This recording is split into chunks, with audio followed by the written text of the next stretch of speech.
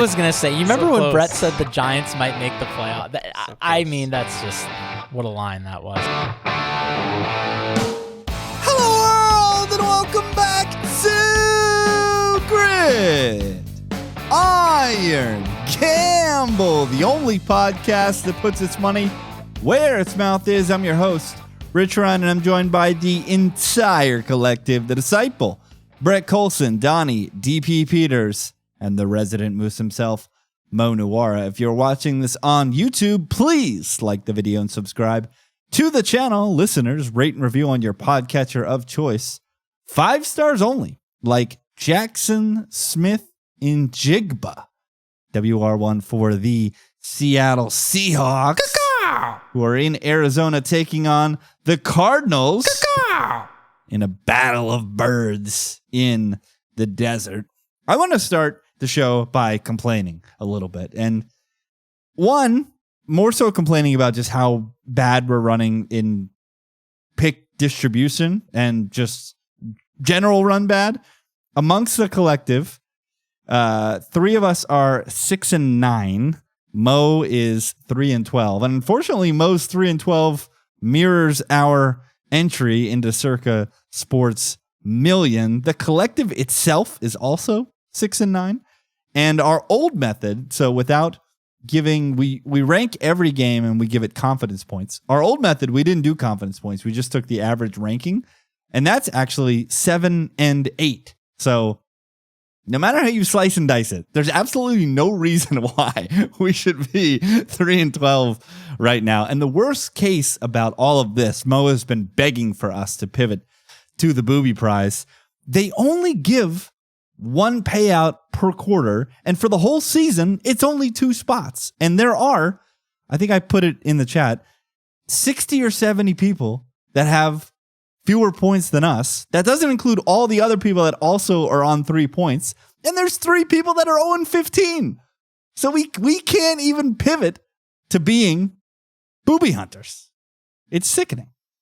Realistically, though, I mean, it's still so early. When do you actually start thinking about booby? Because you're right. I agree. It's 1 prize.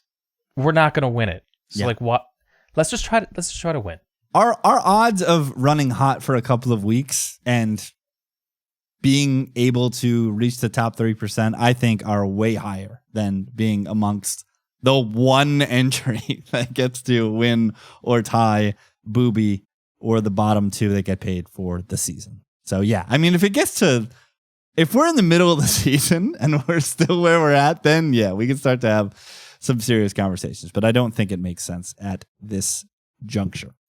Let's start with split games, where there are 2 hosts on one side and 2 hosts on the other. And this game is very fascinating because there is one host who I was absolutely certain would be on the Dallas Cowboys plus 6.5 at home against the Green Bay Packers. However, he is not, because he is full swoon for those Green Bay Packers. Let me give them their due. Whoop, press some buttons over here.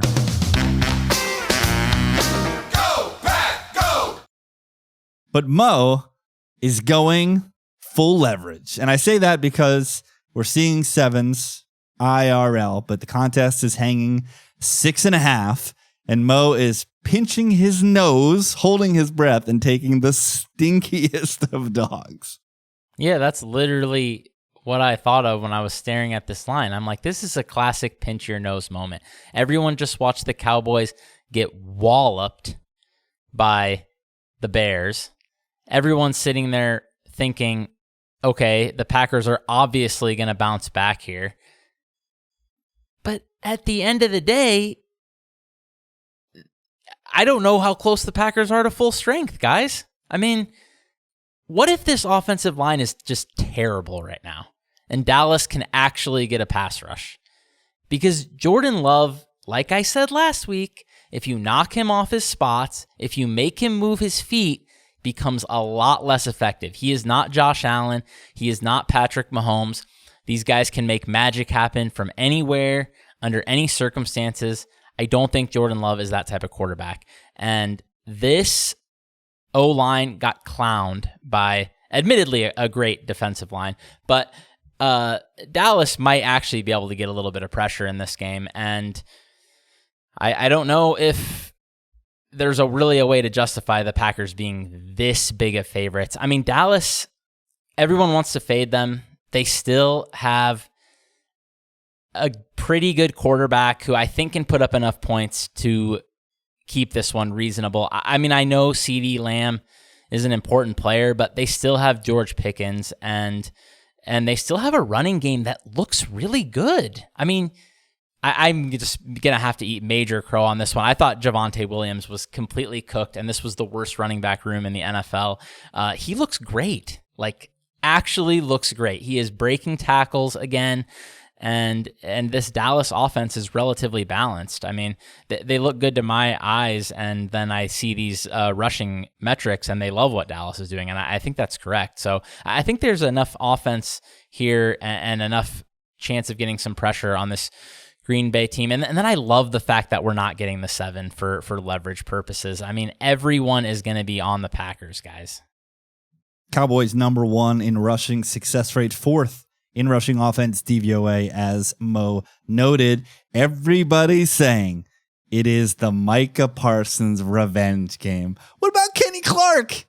The Kenny Clark revenge game. They booted me off of the Super Bowl contender to play for this. What about the whole team? Well, yeah, aren't Dallas we got to show we can get a stop without Micah Parsons? The problem is, do they like Micah more than Jarrah? There's a non-zero chance that the Cowboys players are Team Micah and not Team Jarrah. Brett, I was shocked to see that you didn't take the obvious leverage side here, but you've been on Green Bay since the preseason. So tell us why you put an X next to the Packers. That's really what this is. What this is just buying the Packers off a loss. I hear what Mo was saying, and I get it. I want to be on the leverage sides as often as possible, but for me, it's just, can Dallas generate pressure? And what does this Dallas offense look like without CeeDee Lamb against an elite defense? I think this is, it's fair to say this is the best defense in the league based on what we've seen so far. Like the Browns did absolutely zero last week, which isn't a huge surprise because it's the Browns, but they had no business winning that football game. So I don't know how Dallas moves the rock in this game. On the ground, I guess. The Browns might be the best defense in football. Well, hold on a second. Yeah, I'm also just why did the Browns have no business winning that game? I mean, I don't know if they deserve to win, but they definitely deserve to cover and be close there. I mean, yeah, Green Bay had 3.9 yards per play. They outgained Cleveland by 0.1 yards per play. I mean, it's not like they came out and kicked the shit out of the Browns. No, they didn't. But the Browns had 0 points with 4 minutes left in the game, and they finished with 13. After, I'm not salty. I'm not salty at all. And I definitely haven't watched that game over and over. I kind of buried the lead. We lost 2 of our Survivor entries last week. Brett on the Packers, DP on the Falcons. Let's move to the next split contest where the Jacksonville Jaguars, not that one, that one, travel to San Francisco to take on the 49ers. This is another leverage spot because I'm seeing 3s painted across the board, but Circa is hanging 3.5. And I kind of hope that it stays at 3 before lineup lock because I absolutely love the San Francisco 49ers in this spot. The Jags, all of these metrics I'm seeing in front of me, I see so much green in my handicapping sheet, and it just does not jive with what my eyes have seen from this football team for the first 3 weeks of the season. And if anything, the one thing I can point to the success metrics that I'm seeing is that they've played one of the easiest schedules in the league to date with the Panthers and Texans amongst their opponents.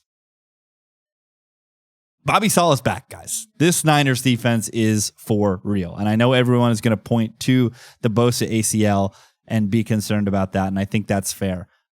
But one thing that nobody is talking about outside of probably Jets land and maybe Eagles land. So Bryce Huff has had, I think it's 60 pass rush snaps this season for the Niners.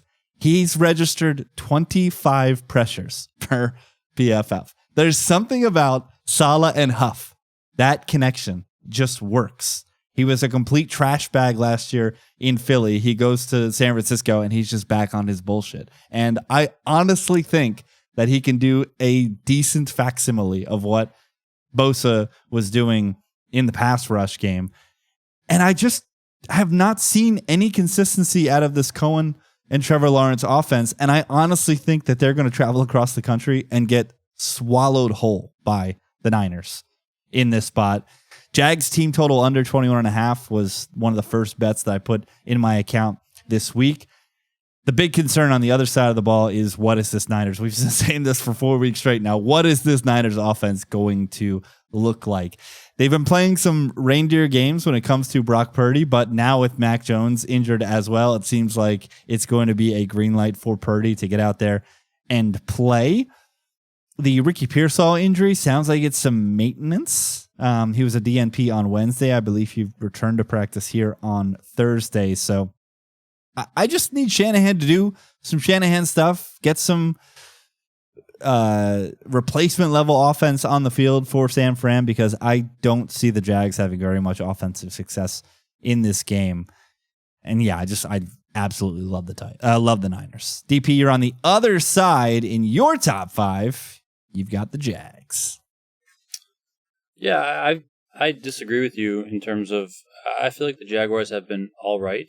I think I was down on them coming into the season, down on Trevor Lawrence, and I wouldn't say they're exactly a world-beating team, but I think they've performed a little bit better than I would have expected. I think the coaching's gone well. The coaching change has gone well, and I think the 49ers are a little bit overrated, especially as a 3-0 squad. I mean, I think the Niners are probably going to bring it to some degree on defense. Yes, I agree with you there, but I don't know. I feel like this is a half point or a point too high. It should be on the other side of 3, in my opinion, and I would not be surprised if the Jaguars just win this game outright.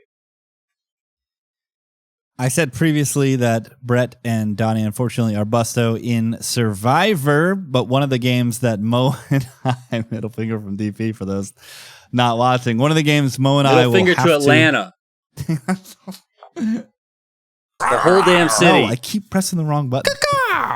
One of the games that Mo and I will have to tussle with is Titans at Texans. Texans are 7-point favorites in the contest. And I guess I have the highest opinion on this game because I've got the Titans, not guess, but I know, because I have the Titans in my top 5. This is one of my cardinal rules. Do not lay points with bad teams. The Texans are a bad team. And not only is this points, this is a full touchdown in professional football. Have the Titans played professional football to date in 2025? I'm not quite sure.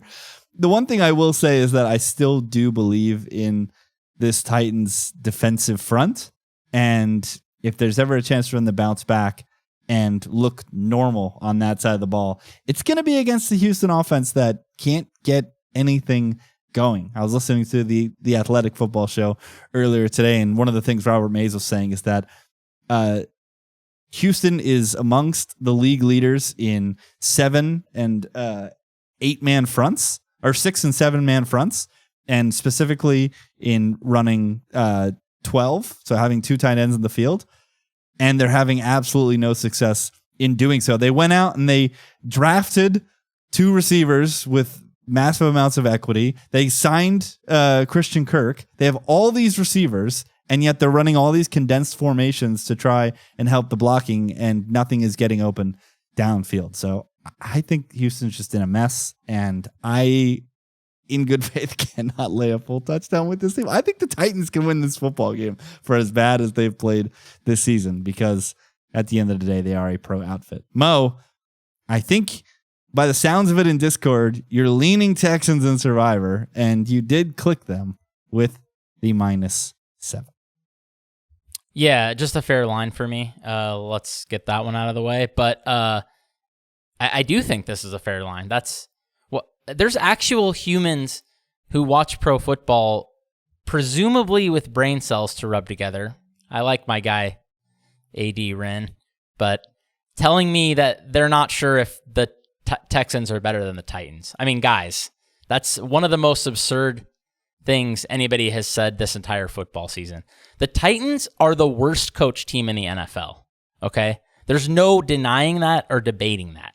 This is the worst coach team in the NFL. They have done nothing positive on the football field besides a 5-second window where Cam Ward rolled to his right and then threw to his left like an absolute maniac, and it worked out. That's the only good thing that's happened this entire season for the Tennessee Titans.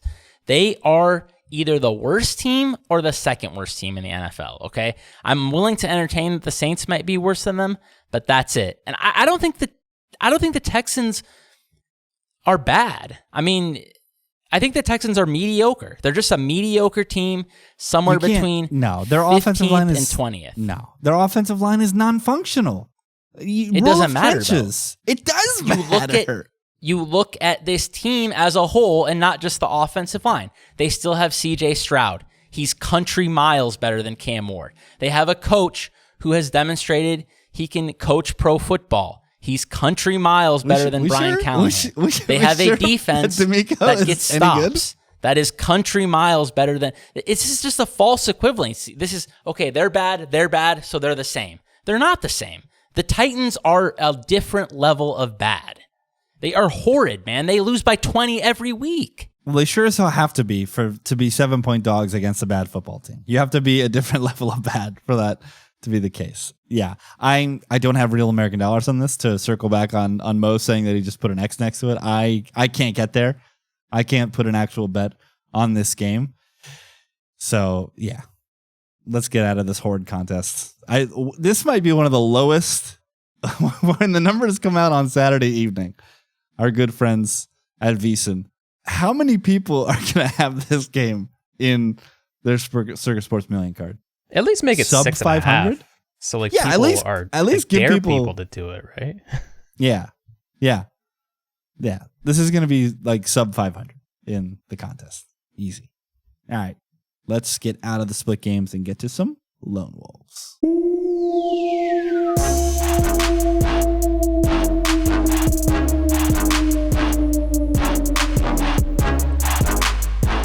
Donnie had 4 lone wolves last week. He went 3-1.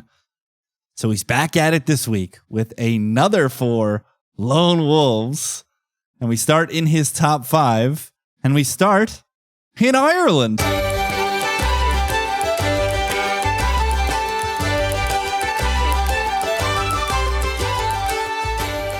Donnie is taking the Pittsburgh Steelers plus the 2.5 in the Emerald Isle against the Minnesota Vikings, and he put Aaron Rodgers and company in his top 5. So I feel like everything I've heard and seen is talking about how bad the Steelers are all over the place, even though the record might not necessarily show that. So I feel like I'm just buying low and selling the Vikings here in a good spot. I mean, we know these. I always hate taking these international games, but they're always funky. So, like, why can't this just be funky and the Steelers just somehow win this game by 10 points? Like, it seems like it's like, why would we be surprised if that happened? The game is in freaking Ireland. I mean, of course, Aaron Rodgers can also blow it, and the Steelers can blow it, and they haven't looked good on either lines. The defense was supposed to be incredible, and they looked like crap. But I mean, I can't trust the Vikings based on last week. Like, they're not going to blow teams out by 50 points. It's just not going to happen. So, yeah, I feel like I'm just like, this is a great buy low spot on the Steelers as a whole, and also selling the Vikings. That combination is attractive to me. My favorite bit every season is when we get to the international games and Brett doesn't even think about them. He just puts them at the bottom. He just flips a coin and picks one and puts them at the bottom and refuses to cap international games. Unless it's the Jags on their second of a back-to-back. Correct. Unless you're 3-12, then you should put it at the top. Yeah, there's a Costanza, right, Mo? Just do the opposite. We'll always have the moment that the Jags were 5-point underdogs against the Bills in their second straight game over there. That was a thing. That was a thing that happened. Mo is on the other side. Mo has the Vikings in his top 5, and it's got to take a lot, Mo, for you to take the team who looked the best last week against a team who everybody in the betting community knows should have lost their game. We had the Patriots on our card. I've heard a lot of griping this week from fellow people who bet on the Patriots or pick the Patriots. So, like I said, it must take a lot for you to put an X next to the Vikings here. Yeah, it really hurts me to click on the team that won by 40 last week. I really, really didn't want to do it. I hate how much I like the Vikings this week, but I really, really like the Vikings this week. I mean, guys, we'll just start out with the number one, the Donnie cap. The Steelers suck. They absolutely suck. Love it. Okay, they are not good at anything. And they're not good at anything, and they're up against a team that has a quarterback I definitely don't trust. But at the same time, I can't get that. Guys, I've watched Aaron Rodgers play against Brian Flores overseas. I had the Jets. It wasn't the right side, okay? So they embarrassed Rodgers in that game last year. And why won't I think that's going to happen again? This defense still looks kind of terrifying. I mean, what they did to Cincinnati's offensive line last week was outrageous. I get it's Cincinnati's offensive line, but you can't even. I can't even blame Brett's boy, Jake Brett. He had no shot. Every time he took 2 steps, there was Vikings in his face everywhere. There's nothing he could do. Nothing he could do. Okay? And then you have an absolute bum quarterback who can't move now, who has already been fooled by this defensive coordinator. Why should I think the Steelers are going to do anything? They got a free win because the Patriots fumbled 5 times last week, I think, or something like that, and they recovered all of them. The Steelers have played 3 games, and they have outplayed 0 of their opponents. This is an awful team. They're bottom 8 without a doubt. Steelers negative 1.3 net yards per play on the season. We saw it last week on the Spillane interception. The Patriots ran an exotic look where the picture changed at the snap. Rodgers didn't see it, and he just threw it right at Spillane. He's been doing this for multiple seasons now. The Van Ginkel pick 6 last year in this spot that Mo is talking about was exactly one of those looks. Rodgers wants to get to the line of scrimmage, look at the defense, and then set his offense accordingly. That is his jive. Brian Flores is the absolute last human on planet Earth that you can do that against, because the picture is going to change before the snap, at the snap, after the snap, and what you think you're seeing is not what you think is going to happen. The market's been all over this. This was a 1.5 look ahead in favor of the Steelers. It's moved all the way to 2.5, but I honestly think anything short of 3 is a bet on Minnesota, and I think as soon as I hit stop on this recording, I'm going to put a real money wager on the Vikings to cover in this spot. You guys worried at all about the injuries here, especially with the travel of Van Ginkel, Hargrave, Jackson on the offensive line?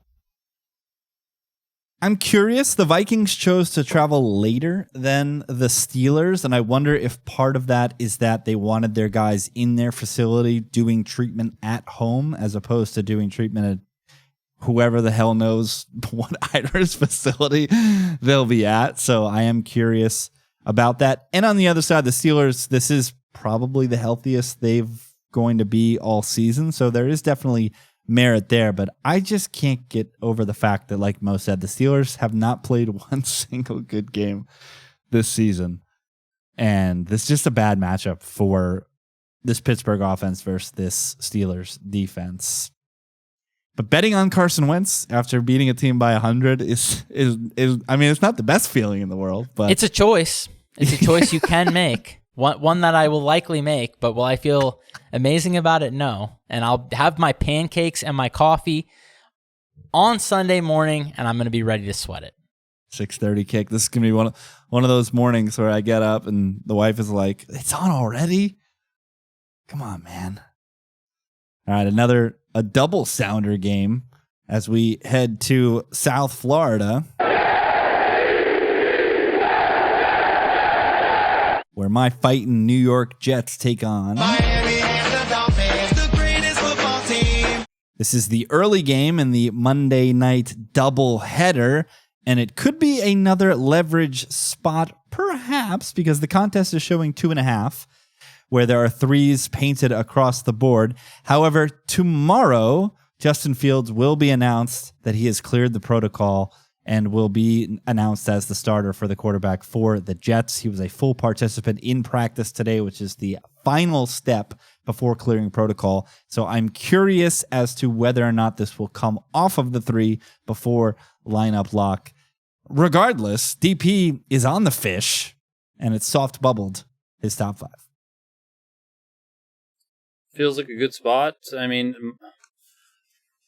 I don't know. Maybe I'm just the absolute most stubborn guy in the universe that I just want to believe that this Miami team can somehow score. I don't know. I refuse to get off of that. And I feel like, yeah, you know what? I am stubborn. Because I feel like the week that they put up numbers, I don't want to be off of them. So I'm probably just going to pick them till the end of effing time. Okay? So just deal with it, guys. And the Jets are not a good team. Like, I don't care. They're just not good. And Miami got up last week for a division game. I mean, they hung with the Bills for a decent chunk of that game. They showed life, at least. They're not just the absolute bottom of the barrel that we were talking about that they were through the first 2 weeks. I got to figure here in another spot where, I mean, listen, if you're going to get up for a game, I mean, this is the one. You're at home. If they lose, I mean, half the team's going to be looking for jobs. They have to be. You can't go 0-4 with the 4th loss being against the Jets at home and not be out on the street. It's just that's just not going to happen. We say it all the time on this podcast. These guys are professional athletes. They have pride. Like, I think they're going to show up and actually do some damage here. And again, I'll be the stubborn one who refuses to get off the Dolphins. Brett, you've got the highest opinion on Gang Green. Pick up the shield. I wanted to put this higher because I do think this is going to be quite the leverage spot, or could be quite the leverage spot, I guess, depending on what kind of news we get about Fields tomorrow. But, I mean, the Dolphins basically got a bye week. Like, they haven't played in forever. So, I mean, they've had time to rest and prepare for this game. That's a little scary. But I do think people will be, because it's 2.5, I think people will be on the fish. I honestly have no idea what to expect from the Jets this week. Week 1, you had Justin Fields go out at 0.4 EPA and light the entire world on fire. The next week against Brett's Bills, he goes out for negative 0.77 EPA, bangs his head into the turf, and goes into the protocol. Tyrod was terrible last week, and then it got into garbage time, and Todd Bowles stopped trying to win the football game and pivoted to trying to not lose the football game. During garbage time, if you drop the win percentage filter to 90%, during that period, Tyrod operated at 0.3 EPA per play. The Jets were absolutely cooking because Bowles just played this soft-ass Tampa 2 and let the Jets march down the field instead of just closing the football game and ending it on the spot. So I think that was completely fake. So from an offensive standpoint, I got no idea what to expect. Because there were guys open last week. First play of the game, Tanner drew up a play-action deep shot. Garrett is wide open on a deep crosser, and Tyrod just doesn't see him. So I still have belief in the play caller. I think he gets it, but I just don't know if the players are good enough to execute his vision. If there's a spot for them to do it, though, it's against a Dolphins defense that is dead last in pass defense EPA. Dead last in overall defense EPA. So this game honestly has a super massive wide range of outcomes for me. And I will be watching it quite worried from kickoff until the end of the contest.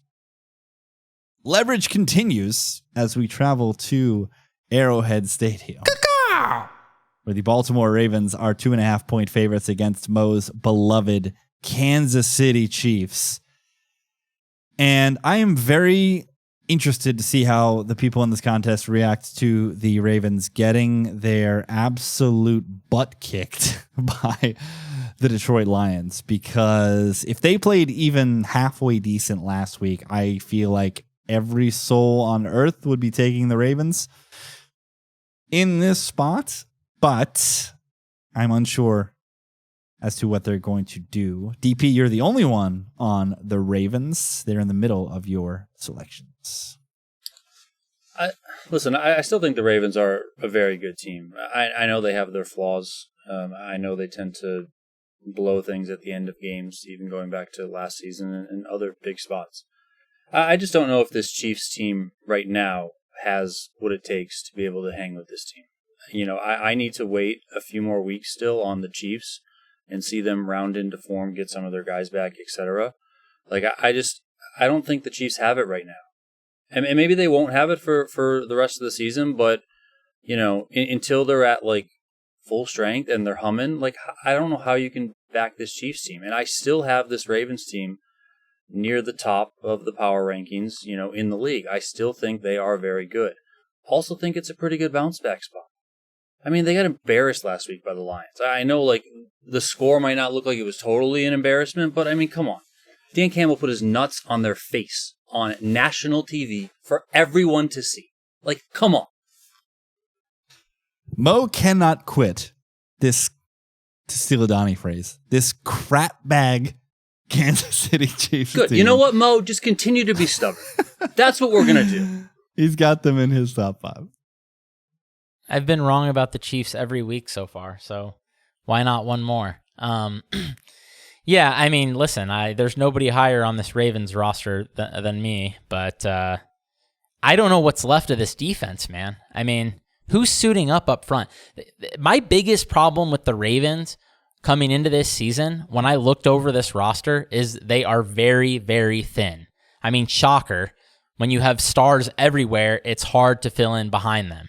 So this is not a deep roster, guys, and there are many people injured on this defense now, and I'm also a little bit concerned by the idea that they might not be able to run the ball on teams not named the Buffalo Bills because it's not really working.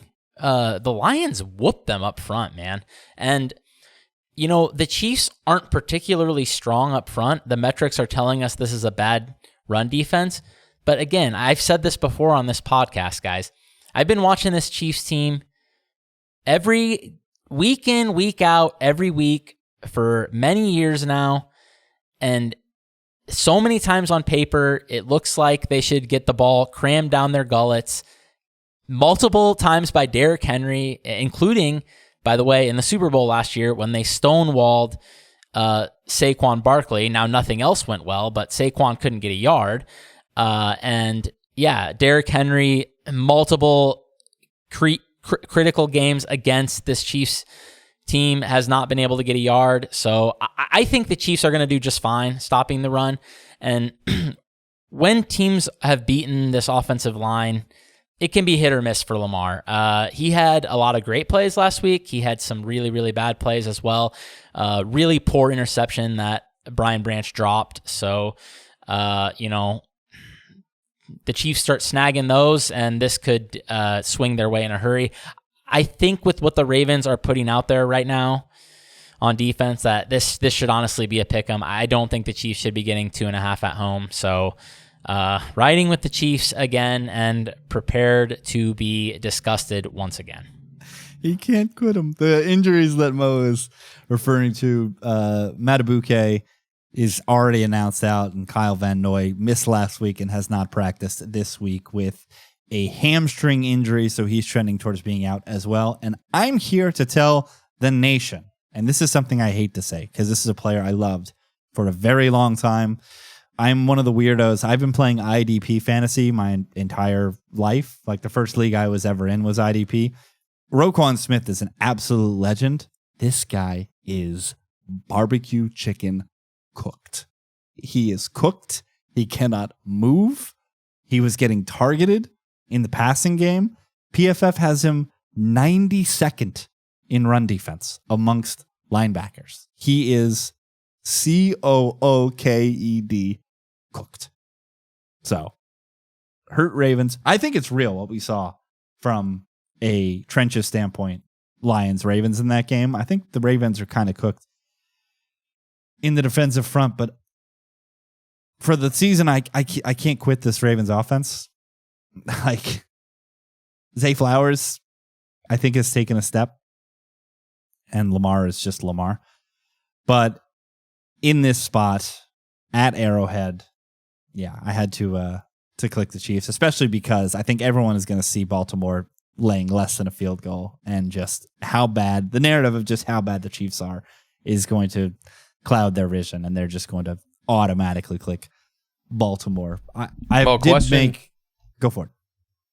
Question for Mo. If let's say Baltimore maybe not dominates, maybe they're clearly the better team in this game, but the Chiefs still find a way to win. Can you put a 1-3 team number one in your power rankings next week? Probably not. I think I was a little bit overly, maybe I got stubborn after people were challenging me to, but I'm not feeling great about any team. It's kind of like Rich was saying, where there's just kind of that tier of these like top 8 really good teams. And I honestly rate them all pretty similarly. It's hard for me to differentiate between these teams. That's why even though I still have Ravens near the top, and I still think they are, even with these injuries, a very, very good team, and I think they're probably better than the Chiefs on paper, I still think this should be a pick 'em, man. I mean, 2.5 is just too much for me. I know that the Ravens are still going to be very good at full strength, but again, like I said, this is a thin roster, man. I don't think they can afford a lot of injuries.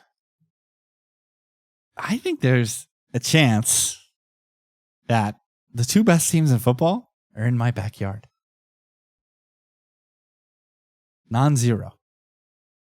I started thinking about New York and New Jersey, and I was like, what the hell is this guy talking about? I also was confused for a second. But yeah, I have both I forgot of those where you teams in lived. the top 5, so. All right, DP's final lone wolf, and we can get to some other people. Bengals at Broncos. Tigers and horses can make that sound. DP's laying the wood with Denver minus 7.5. Yeah, I mean, it's low, but I feel like the way you get after Browning is you just have to disrupt him, and he's going to be wildly erratic out there. And this Broncos defense, I think, can certainly do that, especially against a very bad offensive line in Cincinnati. So I just really, really worry that there are going to be multiple turnovers from Browning in this game, leading to big points on the other side. So that's where I'm at with this one. You know, I had it low, but, you know, it's a big number to cover. And yeah, I mean, we need Bo Nix to be accurate in order to cover this number. So, I mean, that's obviously a question mark this year because he's missing a lot. But then again, it is the Bengals defense, and they're not exactly the best in the world.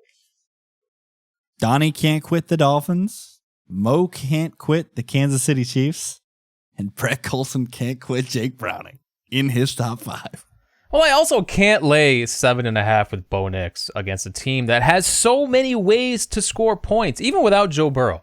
The worry, yes, is that Jake Browning turning the ball over like last week and the week before that against a very good defense on the road at altitude. But Zach Taylor, they have to find ways to get creative, like get the ball out quickly, find ways to involve these elite pass catchers. Like, how angry are T. Higgins and Jamar Chase right now? They've got to be fired up to get involved in this offense again. And well, bum Jamar should be angry at himself. Don't fumble. That's such a weird game last week, man. Like nothing went their way. That's another thing here too, is like they have to find a way to bounce back from that embarrassing performance last week. And yeah, they get a little extra time to figure it out this week with the Monday night game. So if it was 7, I think 7's a fair line. With the hook, though, I do like Cincinnati quite a bit.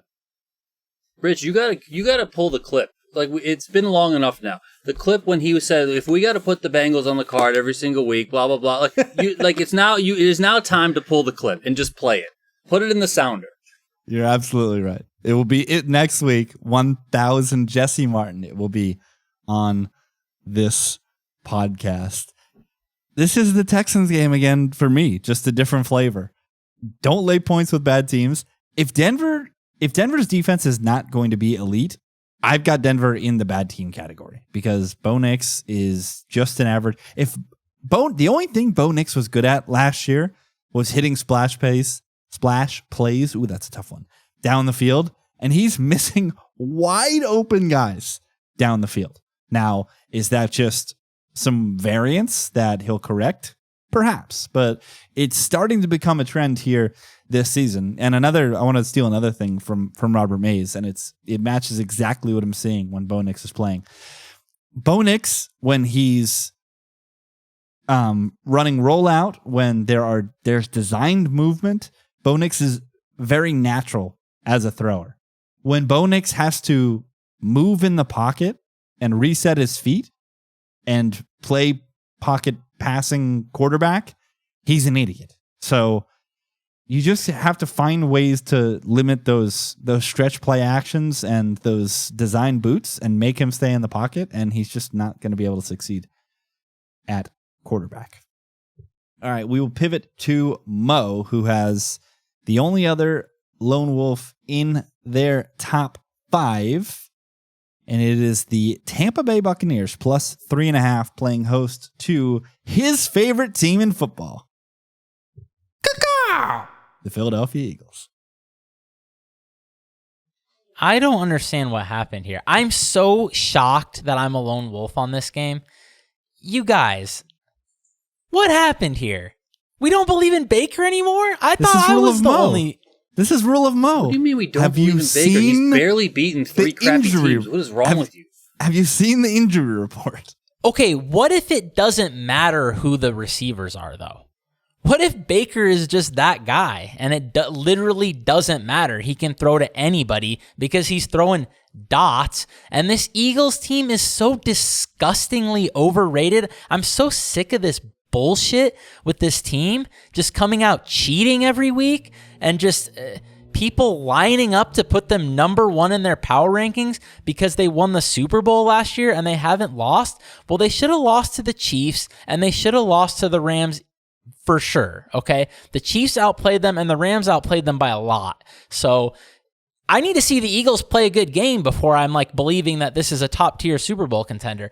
I drop this team in my power rankings every week because they come out and play a dog shit game. Come on and do something positive on the field before I believe in the Eagles. And they're laying 3.5 on the road against a pretty good Tampa Bay team. I can't get there, man. I cannot get to this number. This is a crazy number to me. I am just terrified of these Bucs injuries. But I'll let DP take it away because he's got the EAGLES in his top 5. I mean, the Bucs aren't as good as Mo seems to be making them out to be. I mean, I know they're 3-0, but they've barely beaten these teams, and these teams aren't even that good that they're beating. The Eagles are in a way different class than anyone that they're playing. Couple that with the fact that all these injuries, I mean, come on. I mean, this is like ridiculous.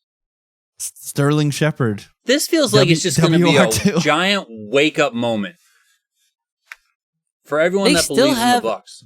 Bucky Irving, this random white tight end who can catch passes. You just named Bucky Irving and a random person, okay? That's who you just named. Okay. Yeah, and that's enough for Baker. It's Baker.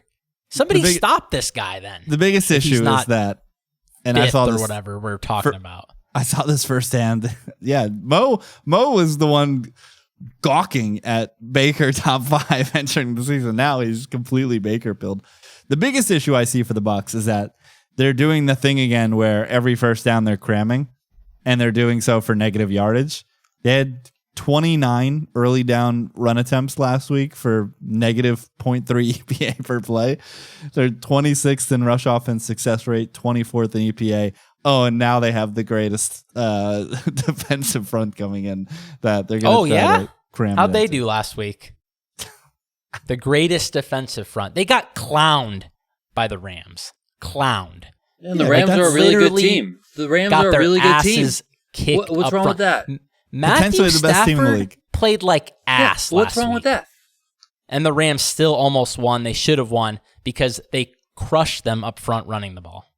The other issue with this is that I think the Bucs are the fake sharp special of the week. And I think they will be very popular in the contest, especially with the hook. Mo's other lone wolf. We head up to Orchard Park. This is one I cannot believe. The Bills make me wanna shout. Nobody has stood on the table more for the New Orleans Saints amongst the collective than Mo Nuwara. And here he is laying 15.5 points against them with the Bills. Well, this isn't the Chiefs. What would the Chiefs do in this spot?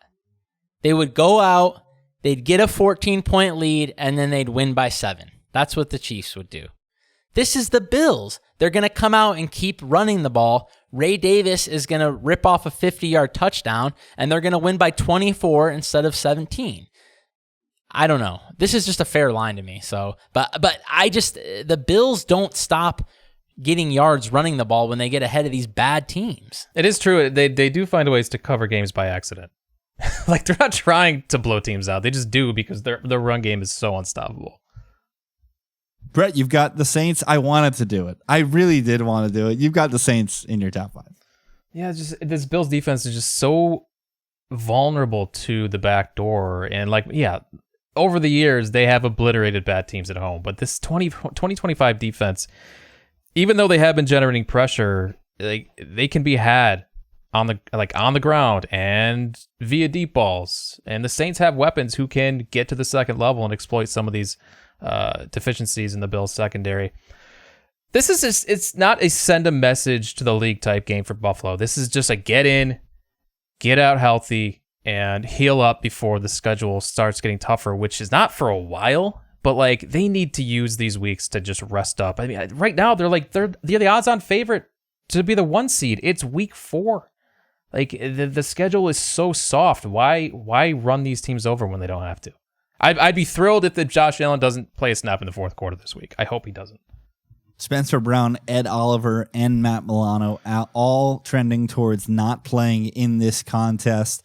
Like Brett said, this is a non-conference game against an awful team where the Bills don't care about the margin with which they win the contest. They just want to get a win.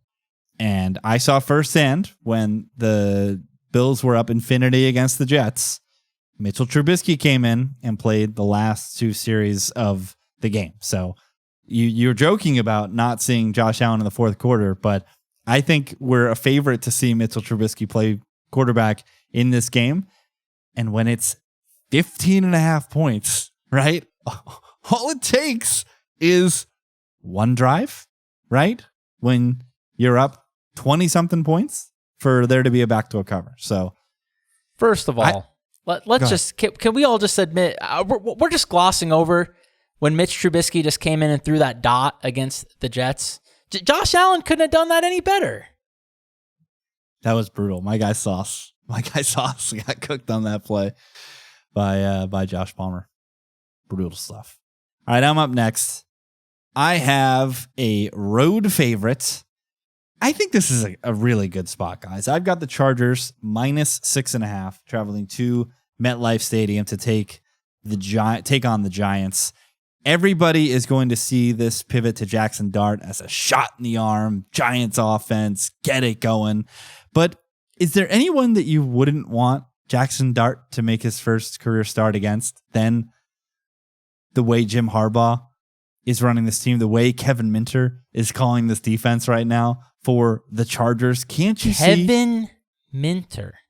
Did I get that right? Yeah, it's something Jesse. Oh, it's What's Jesse a Kevin? Minter? Didn't Kevin Minter play in the league? Sorry, Mr. Minter. Kevin Minter for sure played in the league. I'm going to look this up after. The Chargers are awesome. I'm going to say it. I joked about it earlier. I think there's a potential. I think the Chargers are the best team in football. If this QJ thing is real, if he is taking a 3rd-year leap, and Keenan is still doing Keenan stuff, and Ladd is as good as we think he is, and if something Oronde Gadsden comes online, and Herbert is as good as we've always thought that Herbert is, why can't the Chargers be the best team in football? And Harbaugh just seems like the type of guy that is going to handle business on the road here against a rookie quarterback, a Giants defense that outside of the pressure up front is horrific on the back end. So I just think Chargers by margin in this game. Jackson Dart, welcome to the league. The big fear is that garbage time, I feel like Jackson Dart is going to be a garbage time absolute hero, especially with his mobility. He'll be able to pick up cheap yards himself. So I do see some fear there, but yeah, give me the Bolts. Brett, you're on the highest. You're G-Man. Russ, you had Russell Wilson making it to the playoffs. He didn't quite get there. I was going to say, you remember So when close. Brett said the Giants might make the playoff? I mean, that's just what a line that was. It could be 1-2 right now, but couldn't close it against. Also, the remember Cowboys. when you guys told us to talk about the Cardinals? That was an excellent. Well, I'll congratulate you on this much. You're right that Marvin Harrison being an absolute trash bag is Mid Harrison predictive. Jr. Holy shit, this guy is incredibly awful. He's mid Harrison Jr. I'm sorry to tell you. Everyone keeps saying our guy Job in the Discord, big Ohio State guy. I wonder why he's defending him. He's like, oh, it's Kyler. Why is Trey McBride continuing to eat year after year with Kyler, but something mid Harrison Jr.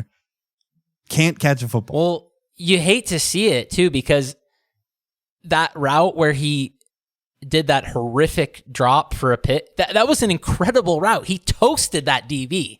So gets wide open. Kyler throws an absolute dart on 3rd and 11 for a first down, and he just can't grasp the football. But he can run the most beautiful route you've ever seen. But man, this guy's done. Minotti, Giants, Jackson Dart, sell us. I don't have a huge take on this game. I do wonder if Dart is just an upgrade over Russ.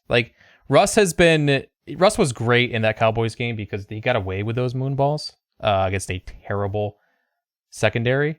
That's the only reason they were in that game. Otherwise, these moon balls, this offense just is not clicking. That's all they have is him chucking the ball downfield. And half the time now it gets picked off. I think with Dart, it opens up more of a run game, super athletic kid playing quarterback, and probably just more consistency in being success rate. And yeah, I think the back door will be open for Dart. I think he's going to be one of those guys who just delivers in the fourth quarter when the game's already over. Just pad those stats. So that's kind of where I ended up here, but I don't have a huge take on this game. Let's go. The only bet I have on this game is Trey Benson over 3.5 catches, and he already has 3. That was plus money. Let's go, Mr. Benson. One more dump off. 14-3 now. Come on. I told you guys, the Cardinals played a JV schedule entering this game. They were driving Saints? to take the lead when Marvin Harrison fumbled 3rd and 11 for a pick. I mean, this is how I get that he sucks, but how is that predictive? Saints, It's Panthers, becoming predictive. and then the Niners with McCorkle. And when they played the Niners, they had 4 yards per play. Okay? You just got done telling us how good the 49ers defense is. Yeah. And they got completely stonewalled. All right, Brett, we'll keep it with you. The other team you cannot quit, except for last week, because you also can't quit the Packers. It was quit versus quit, and the Packers' love was too strong. You've got the Browns plus 9.5 traveling to Detroit. Oh, you know what? I understand what this cap is. You just hate, with every fiber of your being, you hate Dan Campbell. Well, Dan Campbell's the reason I don't have this higher. I do think this Browns defense is legit. Although far less scary on the road in a dome, of course. 9.5 points is just a lot to cover. My concern is that Campbell is a maniac and will leave his starters in through the end of the game. Even if they're up by 3 scores, they're going to be in there. Jahmyr Gibbs will be on the field with 2 minutes left in the game. So the Lions are just one of those teams where I'm not going to be daring them to cover double digits because they will. But I just think the Browns are too good defensively to be 10-point underdogs in this game. That's why I did not come close to putting them on my card. But I do get the Lions side as well. After week 2, Ben Johnson was asked if he was upset that the Lions continued to try to score touchdowns as opposed to packing it in, kicking some field goals. Ben Johnson's answer was quite simple. He said the Detroit Lions go out to score touchdowns. And you know what, Mo? You know what the Lions are going to do in this game? They're going to score some touchdowns. They're going to score a few touchdowns, and let me tell you, they probably don't need a lot of touchdowns to cover 9.5 against the Browns. Because as Brett said, I mean, listen, I was number one Browns guy last week. You guys know this. At the end of the day, Brett was right that they couldn't move the ball, do anything on offense. And that guy in the Discord absolutely nailed that half of it, for sure. He was right. They can run the ball a little bit, but the Ravens couldn't move the ball on the ground against this Lions team. Why would they be able to run the ball? And when Joe Flacco has to pass, I can't promise you much, but I can promise you that nothing good is going to happen, okay? So, they cannot pass the ball, and this is a much different situation. As Brett said, it's in a dome against a great offense, so I do expect some points to be scored on this Browns defense, and I don't think they can remotely keep up. So I actually had this on the other side of 10. I actually had this on the other side of 11. I think the Lions are worth a bet south of 10, and I'll probably have a little bit of money on them. I 1,000% agree that anything south of 10 is a Lions bet. I think that was Kazbek. I think it was the GOAT Kazbek. KA5 Pro in Discord was at the game. I think that's the GOAT Kazbek. I'm going to have to make Mo a shirt that just says that guy in the Discord. That's how you just reference everyone. That guy in the Discord. No, he nailed 80 Rin. I know, but still, he says that guy in the Discord a lot. Steema last week. Steema. It's never going to be, I'm sorry, Mr. Steima. It's never going to be Steima. We'll get it correct twice. For the rest of time, you're going to be Steema. Sorry, pal. Wait, is it really Steima? Yeah. No, it's fucking Steema. Get fucked. Come on, you can't choose this. This is not how this works in life. Come on, he's an American hero. All right. The Lone Wolves. Donnie's got the Steelers, Dolphins, Ravens, and Broncos. Mo's got the Bucks and Bills. I've got the Chargers, and Brett's got the Browns. Let's go ahead and make the Week 4 card. 10, 9, 8, 7, 6, 5, 4, 3, 2, 1, fire. We start with TP, who had the only winning record last week at 3-2. Mo, cover your ears. Isn't there music for this or something? Come on, play the song. Play the freaking song. EAGLES, baby, Eagles. You really scared me. I thought I was gonna have to go veto mode here, and you thought he was gonna take the Dolphins? I was letting the Steelers. Yeah, I was thinking Steelers.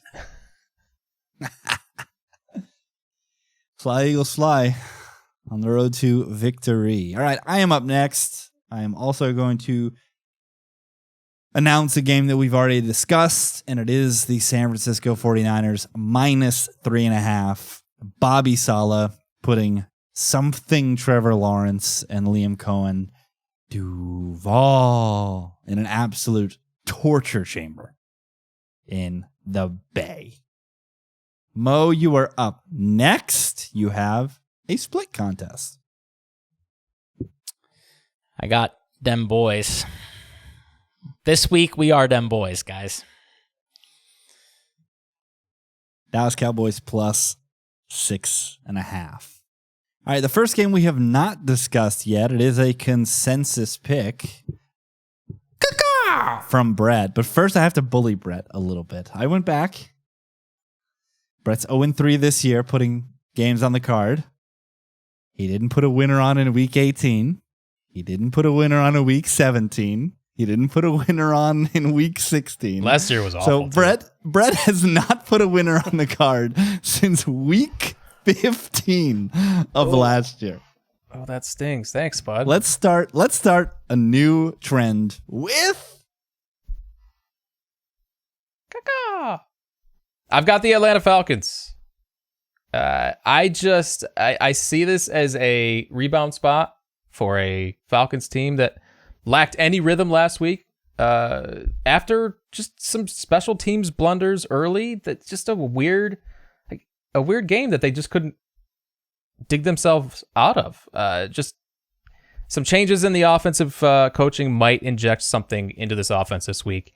And it's an offense that I think we all liked quite a bit coming into the season, right? This is also a game that is going to require some deliberation from us once we get more news on the status of Jaden Daniels.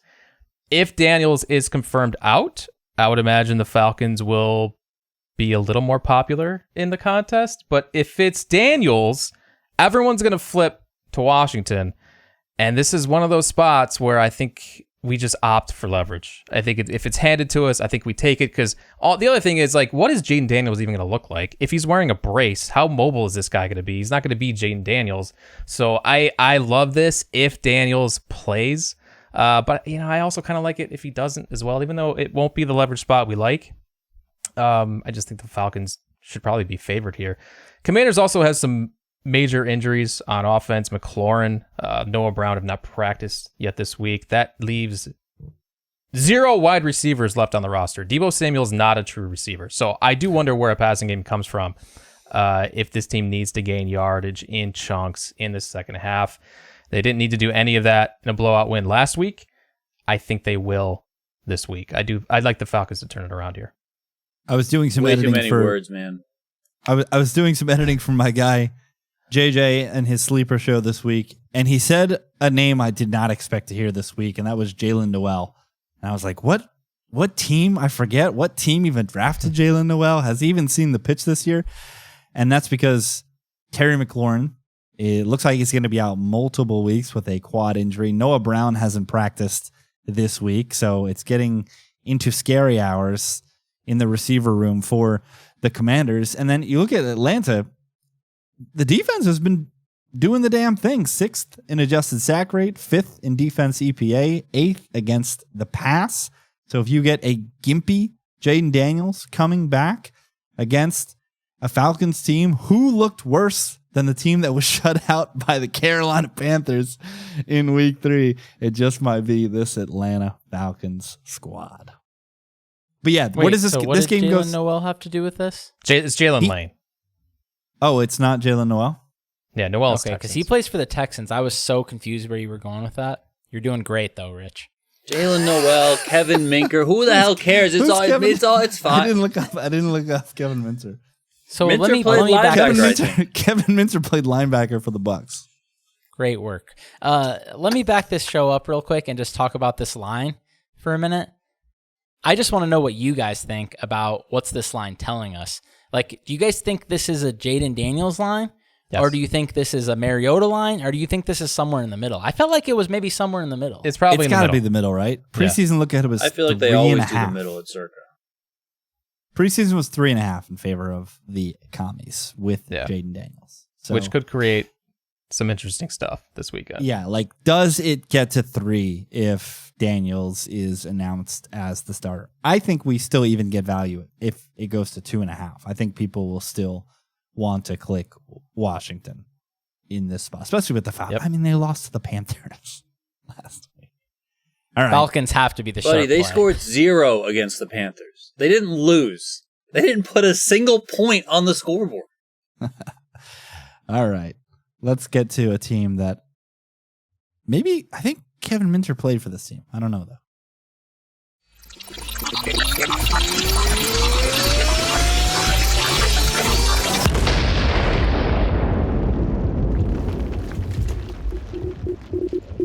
The collective chooses New England Patriots. He did not play for the Patriots. He did not play for the Patriots. He had a cup of coffee with the Bengals. Is this going to be the new running bit, Kevin Minter? He played for the Jets. Did Kevin Minter play for the Jets? I mean, he's on his Wikipedia page, so. The New England Patriots. We're going back to the well with the team that kicked us square in the dick last week. So I'm proud of you guys for getting on board with this pick. Initially in the week, I thought I was going to have the same opinion as I do with the Broncos and Texans. Don't lay points with bad teams. Don't lay more than a field goal with bad teams. But then I just kept digging into this matchup, and Carolina stinks. And not only does Carolina stink, everybody's hurt. Like when something Jatavian Sanders not playing is meaningful, Xavier Legette not playing is meaningful.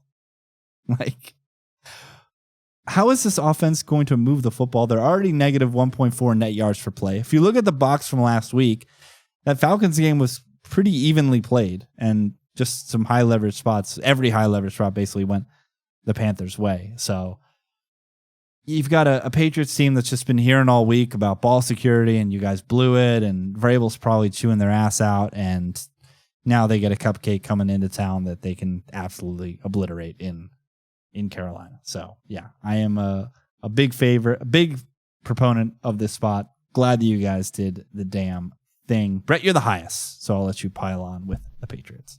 Yeah, this is the most confidence points I've put on a game in a while. This might actually be a contest play too, because this line's bounced between 4.5 and 5.5 in some places. I saw that today anyway.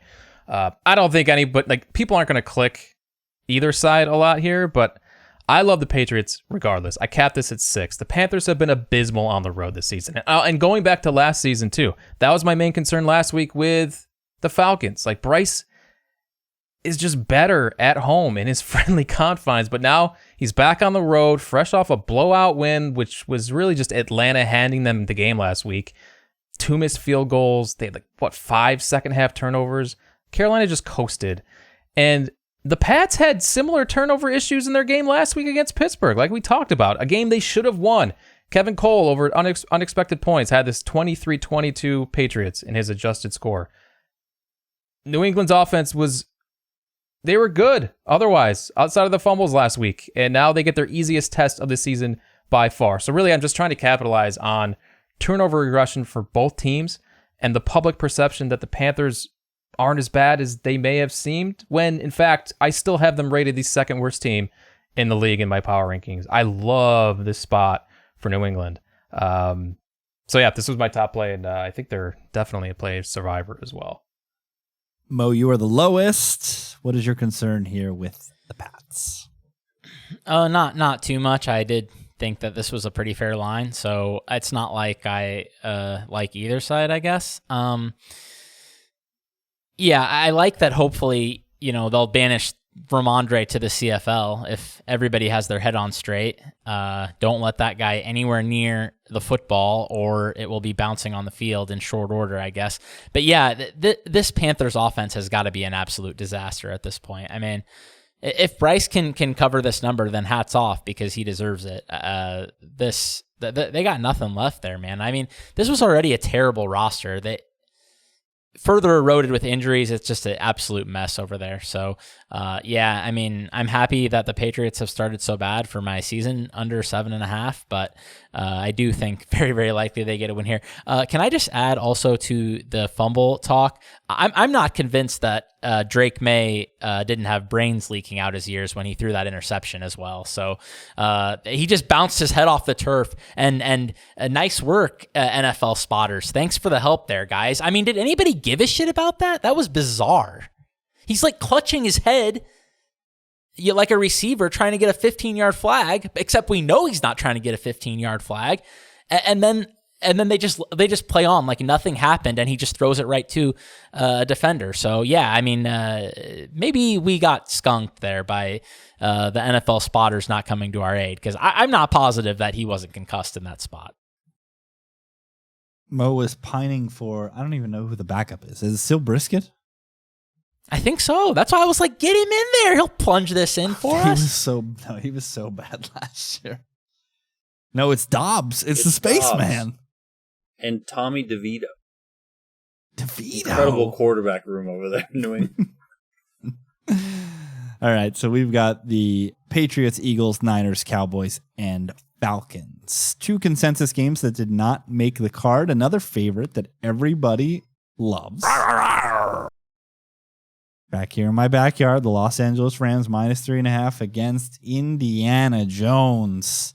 And the Colts, the first real test for Indy on the road, away from the friendly confines of Lucas Oil. And DP and Brett both have the Rams in their top 5. DP, you were the highest on LA. Yeah, I mean, I feel like this is a little bit of a theme this week. You know, I kind of looked at this Eagles-Bucks. I certainly looked at this Patriots-Panthers. And here again, like, two good teams, but one team is just in a different tier. Possibly the best team in the league.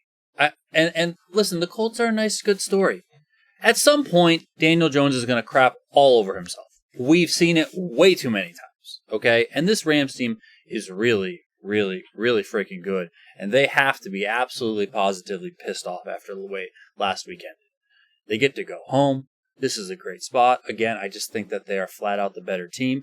I like the fact that last week against the Eagles, they were able to pretty much shut down, Saquon and that Eagles run offense, which, this week I think the Colts want to run the ball with Jonathan Taylor. He's looked great all season, but again, I think that this Rams defense is certainly up to the task. And yeah, overall, I love this spot. I think these teams are just in different tiers when it comes to the NFL, and I would happily lay the 3.5 with the Rams. Brett, pile on with LA. Yeah, I like the Colts. I like what they're doing. I like Steichen a lot, but the market is out of its mind with the Colts right now. Like, the look ahead on this was 5. What happened last week that made us think the Colts are 1.5 points better this week than they were last week? The Rams should have beaten the Eagles last week. Like, if anything, I think I did upgrade the Rams after last week's game. So, like, what's going on here? I don't get it. I capped this at 5. The only thing, and I will say, the one thing I'm worried about is the Devontae Adams injury. That's something to keep an eye on tomorrow, Friday. If he's out, this is a different offense because he looks fantastic and is one of the reasons the Rams are just marching up and down the field like they are. But yeah, otherwise, I love the Rams in this spot. To date, the Colts have played the 31st toughest schedule per DVOA. They are number 1 in turnover EPA. If those things regress, one will this week in terms of quality of opponents, Mr. Jones could come crashing right back to earth. The other one is Bears at Raiders. Nobody had a strong opinion about taking the Raiders as a pick here. Mo, you and Brett both had them bubble your top 5. So Mo, I'll let you talk about our guy, Geno. Just what is left on this Bears defense. Like, I think that this is the spot, right? This is the spot for at least, can Ashton Genty get a yard here?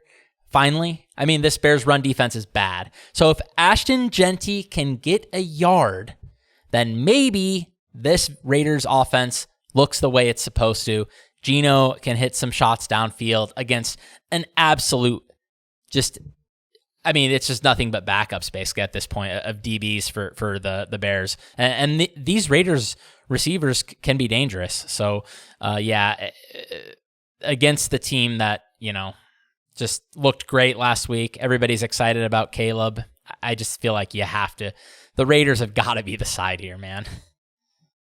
Trey Tucker has caught all 4 of Geno Smith's touchdowns here in 2025. Yeah, this just comes down to pressure for me. If the Vegas Raiders can generate pressure on Caleb Williams, I think he just becomes a completely different quarterback, and they can slow down what Ben Johnson wants to do on the offensive side of the ball.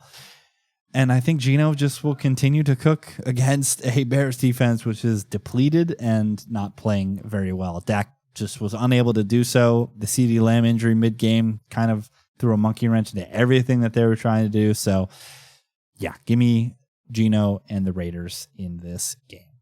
All right, Survivor time. Mo, you and I, last 2 men standing. According to our friends over at Pool Genius, the top 5 most popular selections this week will be Bills, Texans, Lions, Patriots, Chargers, and Broncos. Top 6. I stuck the Broncos there in at the end. Me personally, I do not want to select either the Bills or the Lions because of future value.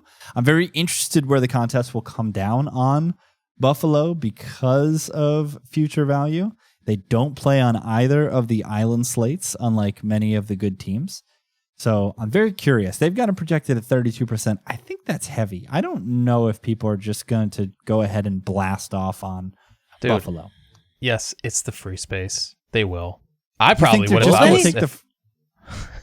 I mean, I'm not saying I would. I think people are going to blast. Because, like, how many 15.5-point favorites are we going to have this year? This might be the only one. Well, I guess the fact that Buffalo doesn't play on the holiday slate is going to make people much more inclined to take them here. Yeah. I think Buffalo is a great save. We talked about this in the Discord, Rich. Like, you could get Buffalo as a double-digit favorite at like 3 to 5% ownership later in the season, which is amazing. So, yeah, I think it's a good you can get like, they're projecting 4% ownership in week 4, home Bengals. Like, they're going to be double-digit favorites in that game for sure. And then Lions do play on both the Thanksgiving and Christmas slates. So I am weary about selecting. I'm okay with taking a team that plays on one of the island slates and figuring it out later. I'm very uncomfortable taking a team that plays on both of the island slates. So that leaves the next most popular, Mo, I'll kick it to you, is those Houston Texans projected at 24%. I can't do it. I can't do it. Well, you might have to sweat my Texans pick because that's who I'm looking at right now as picking. I tried to get off them. I actually redid my entire Survivor projection for the path last night. I spent like an hour, 90 minutes reworking everything. And I originally had the Texans. I was like, okay, I'm going to rework this and I won't end up on the Texans here. And I was right back on the Texans. So I just think this is the spot to use them. I still think they're a top 20 team, so I still think they're a team I want to use, and it's a horrific Titans team on the road against a good defense. I know that you can sit here and tell me the Texans stink, whatever. I think this is, this is somebody had a few beers and ripped ass versus, a pile of Triceratops dung. So one of them is way stinkier than the other one, and that's the stink that I think is going to lose this game. So give me the semi-stinky Texans. So for me, all week I've been waffling between the Patriots and the Broncos. The optimal path that's been laid out for me by Pool Genius has me taking the Broncos in this spot. The Broncos do play on Christmas. But the only scenario with which I see myself taking the Broncos at Arrowhead is if Patrick Mahomes is in a walking boot, right? And if that's the case, then Denver might be popular. So then why would I want to even select them in that spot? So my lean currently is Denver. I am interested in New England, but I think New England has a ton of sneaky future value. Home Browns, home Jets, home Giants. Like, they have way more interesting spots than, well, I guess the Broncos too have home Bengals, home Giants, home Raiders, but I think home Raiders is a little more conspicuous than the other two. So Gino's always live to blow it up. That's what I mean. That's what I mean. So I'm honestly at a dead flip right now between the Patriots and the Broncos. I'm with you about the Patriots. I have them circled against the Browns, actually. So I just want to take them down the road. I thought that's who I might end up with when I was reworking everything. But yeah, I do like them quite a bit in that spot at home against the Browns. So unless Brett and Donnie, with their equity they just want to slam the table. Yeah, what do you guys? I cannot take the Texans. I will listen to them. But I know Brett. Do whatever you want. Do whatever you want. I know Brett. Brett's got takes. I felt horrible for Brett that the Packers got bounced last week. That was rough. I was a bit depressed after that one because I'm sitting there. I did not feel. I wasn't scared the entire game. I was like, it's a close game, but like the Browns they couldn't move the ball at all. So to have it end like that was... Once they got to the 3, I was just begging. So I wanted my rightful 7.5 cover. I just wanted them to get on the board, and I felt like the cover was in hand, and they did. And I was like, okay, we're good. I did not think they were going to win the game. Insane. my take this week is that I don't usually do this. I usually spread my plays out, but I'm probably going to cram 90% of my survivor entries on the Patriots this week. I just love this spot. And my pool is specifically on Splash, where you have to use like 25 teams to make it through 20 weeks. You have to use bad teams at some point. So like I think using Patriots here makes more sense than playing them in Circa. But I still like them in Circa too, man. I just think what's the I haven't looked at the projected ownership on the Patriots yet. What was 8% Pats, 8? 7% Broncos. Honestly, if a genie came to me, I don't even want to know the result of the game. If you just told me who had the low ownership between those two, I would just take that one. Yeah. Well, a lot of people already use the Broncos, so That's the other thing. Week I would one, think they'd half be the lower. contest. Week one, not half, but a large share of the contest took them. I don't in know if week people one. are going to feel comfortable with the Patriots against a team that shut out the Falcons last week, though, either. It'll be interesting to see what people do with them. But the whole betting community this whole week has been told that the Patriots got robbed. They were the better team, So, Yeah. And this is a sharper pool. yeah. And everybody hates Bo Nix, myself included, right? But the Bengals did get absolutely clowned last week by Flores. Yeah. So that's where I'm at. I'm waffling between the two. I might run the randomizer again and Worked last week. Barely. let the fates decide. There were definitely some KOs in there that did not come up in the randomizer, so might just run it. All right. Follow these guys on Twitter at Donnie_Peters, at Brett Colson, COLLSON, and at Monowara, NUWWARAH. I'm at Rich T. Ryan. Best of luck in your betting ventures. We'll see you guys next week. Peace.